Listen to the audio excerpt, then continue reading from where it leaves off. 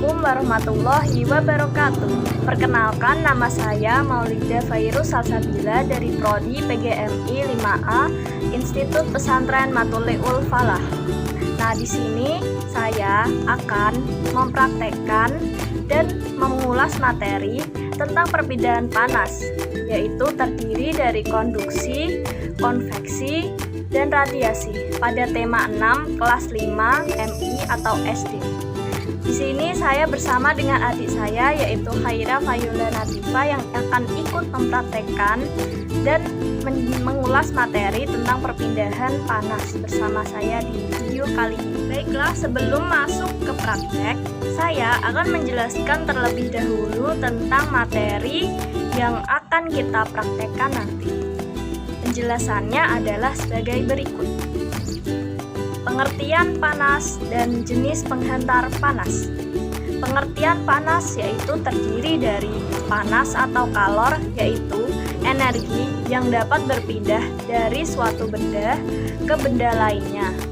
Karena perbedaan suhu, energi panas akan berpindah dari suhu tinggi ke suhu yang lebih rendah. Panas mempengaruhi suhu zat.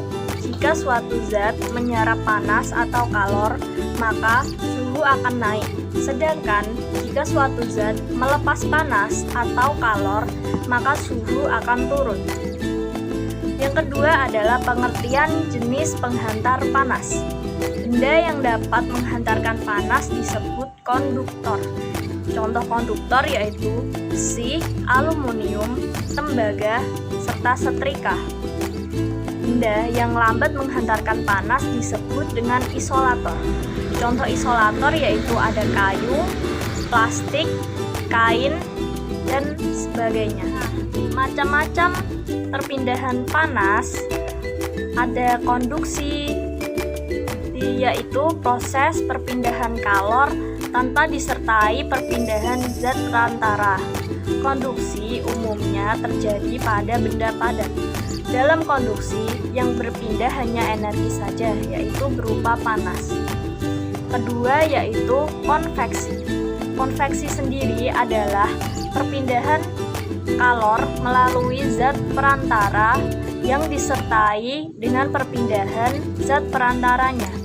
Pada umumnya, zat penghantar yang dipakai berupa zat cair dan gas. Ketiga yaitu radiasi. Radiasi yaitu perpindahan kalor yang tidak memerlukan zat perantara. Contoh perpindahan panas dalam kehidupan sehari-hari adalah sebagai berikut. Contoh konduksi, yaitu setrika. Peristiwa konduksi yang terjadi yaitu setrika menghantarkan energi dari sumber panas listrik kepada logam yang berada di bawah setrika. Contoh kedua yaitu saat kita mengaduk kopi atau teh panas menggunakan sendok logam. Peristiwa konduksi yang terjadi yaitu panas dari air berpindah ke seluruh sendok logam sehingga ketika kita menyentuh ujung logam akan terasa panas. Contoh ketiga yaitu melelehkan mentega. Peristiwa konduksi yang terjadi adalah panas yang berasal dari api akan berpindah ke mentega melalui wajan yang terbuat dari logam, sehingga lama-kelamaan akan meleleh. Yang kedua adalah perpindahan panas secara konveksi. Contohnya adalah saat kita merebus air. Peristiwa konveksi yang terjadi yaitu air sebenarnya merupakan perantara perpindahan panas dari api ke panci. Air yang lebih panas terlebih dahulu adalah air bagian bawah akan naik dan air yang di atasnya akan turun. Begitu seterusnya. Konveksi yang terjadi saat merebus air. Contoh kedua adalah es batu. Peristiwa konveksi yang terjadi yaitu es batu yang mencair ke air biasa merupakan perpindahan panas dari air biasa ke es batu yang mengakibatkan es batu meleleh. Contoh ketiga adalah radiasi. Radiasi contohnya adalah saat menjemur pakaian. Peristiwa radiasi yang terjadi adalah di mana panas matahari bisa sampai ke bumi untuk mengeringkan pakaian meskipun antara bumi dan matahari terdapat ruang hampa yang tidak terdapat penghantar panas. Contoh kedua adalah badan kita terasa hangat ketika kita berada di sekitar api unggun. Peristiwa radiasi yang terjadi adalah panas dari api unggun berpindah ke tubuh secara pancaran. Nah, selanjutnya mari kita mulai saja untuk praktikum yang akan kita lakukan bersama dengan adik saya. Berikut adalah alat dan bahan-bahan yang dibutuhkan adalah yang pertama. Di sini ada 2 buah lilin. Lalu ada 1 buah korek api dan 1 buah sendok. Praktikum yang pertama kali kita lakukan adalah perpindahan panas secara konduksi. Langkah pertama yang kita lakukan adalah menyiapkan bahan-bahannya. Pertama-tama kita nyalakan 1 buah lilin ini.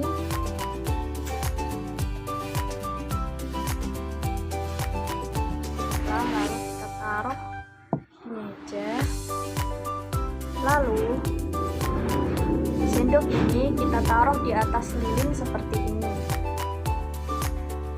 Nah, lilin satunya kita tumpangkan di atas sendok. Lalu kita tunggu lilin di atas ini sampai meleleh.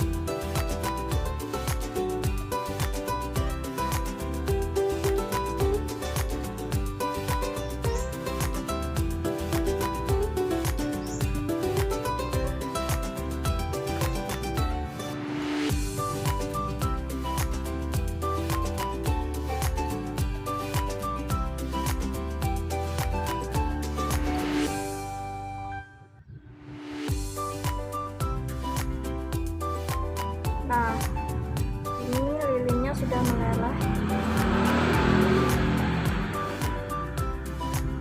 Bisa dilihat lilinnya meleleh.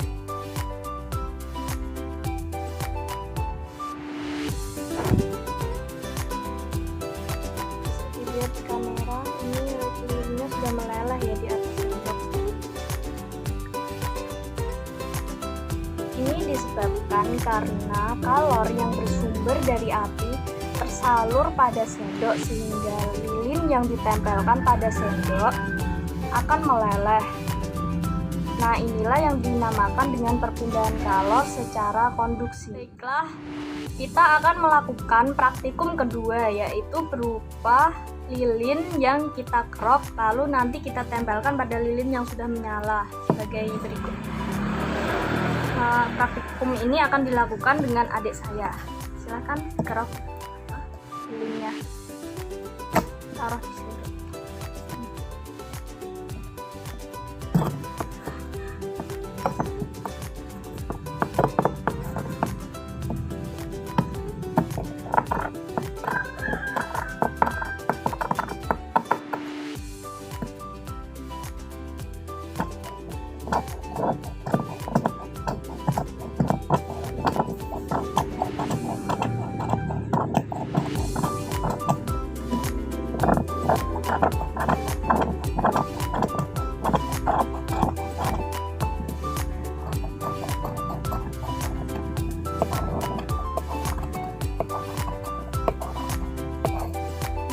Setelah lilinnya dikerok, kita kumpulkan serpihan lilin ini lalu taruh di atas sendok.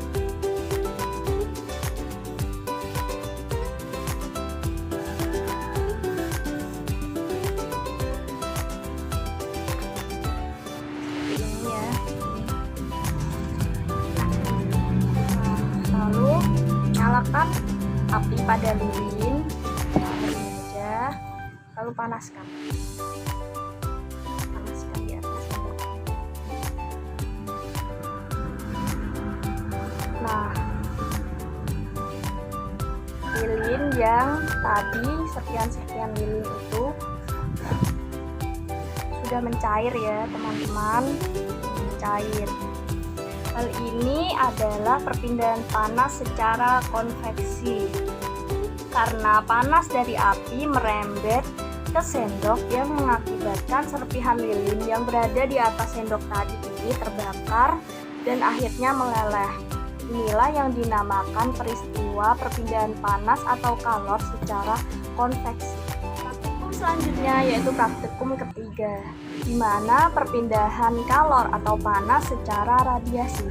Pertama-tama siapkan lilin lalu nyalakan seperti biasa. Nah, setelah nyala seperti ini, kita dekatkan tangan kita ke lilin. Nah, di sini tangan kita akan merasa hangat. Itulah yang dinamakan perpindahan panas atau kalor secara radiasi, karena panas yang berada pada sumber panas atau lilin ini tersalur tanpa penghantar kepada tangan kita, sehingga tangan kita akan merasa hangat. Nah, teman-teman, sudah kita praktekkan semua perpindahan panas secara konduksi, konveksi, dan radiasi. Terima kasih sudah mengikuti kita berdua praktikum pada video kali ini.